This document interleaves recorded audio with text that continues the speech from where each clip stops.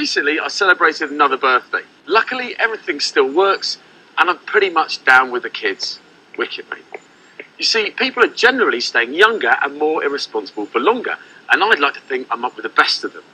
Cars, however, are strictly from the old school. Arrive on Earth, get fat, get boring, and die. All except little Peugeots. They've remained silly and youthful for many years, and if anything should more neatly match my own personal Vietnam against age, it should be this, the 307.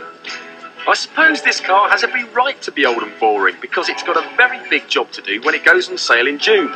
It replaces the 306, the best-selling Peugeot ever in the UK, and competes in the most cutthroat section of the world against the likes of the VW Golf and Ford Focus. The 306 was the youth of the hatchback market. While others embraced maturity, it was forever thinking of ways to be young and silly. As I get older, maybe I should hang up my skateboard, get an ear trumpet, and admit defeat. Peugeot faced exactly the same dilemma with this, the all-new 307. Well, there's life in the old dog yet, but the lion goes from strength to strength. You'd have better hope so. The first signs are good. For now, the XSI will top the range at 15,560, and you get alloys, CD changer and climate control as standard. Across the range, all have power steering, electric windows and remote central locking. And for that, Peugeot, I salute you. And speaking of saluting, there is no better car from which to meet or greet than this. But it's not particularly the high driving position I have a problem with. It's this deep dashboard and nose disappearing away at the end. It reminds me of an MPV.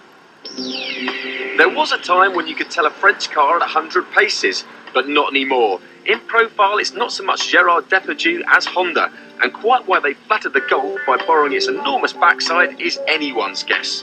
You know, this car is like the girl you used to fancy at school, who years later doesn't care about her weight and is a lot more interested in kids than anything else. The thing about that girl is she's only doing what comes naturally, and so's the 307. Based on an old family hatchback, it's wider, taller, longer and heavier in order to make it a better one. It looks like it's fulfilling the first part of my prophecy, getting fatter, but boring? Well, what if I was to say to you that Peugeot knocked it together with an MPV firmly fixed in their minds? It's not exactly going to have 306 drivers jumping in the air kicking their heels, is it? Of course, the larger dimensions make for an easier life. The boot's a good size, and there's more space in the back than a Ford Focus. And that sort of stuff is important to a family. And then we come to the headroom. There's so much of it. If you've recently pulled a pumpkin-headed girl with a mad, out-of-control afro, this is your chariot of choice. I hold the Volkswagen Golf responsible for the direction the once reckless hatchback has taken, but I will forgive it for the effect on interiors. Air vents are all flush to the fascia, and gone are the days of rickety switches and slidey heater controls. It's all very grown up. Being sensible isn't enough though, because there are plenty of cars out there that will do the job, but not that many you can have fun in whilst you're doing it. You didn't expect Peugeot to let you do.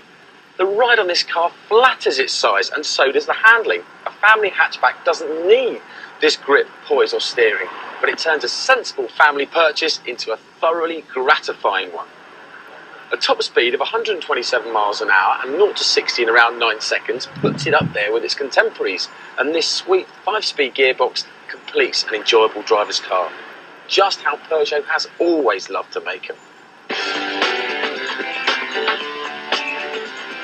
Peugeot, however, have saved their best for last, and that's because of the safety factor. No other car in its class can compete with the 6 airbags, ABS and brake assist, which are standard across the range, not to mention the traction control that comes in this XSI. So it looks a bit odd, and every now and again wants to be an MPV. But hang on a minute, it's a spacious, well-built, practical family hatchback at the right price that offers superb safety levels. Now would you look at that? There's me banging on about keeping the flame of youth eternal, and I start getting all sensible. I know you feel, Peugeot. It's not easy, is it?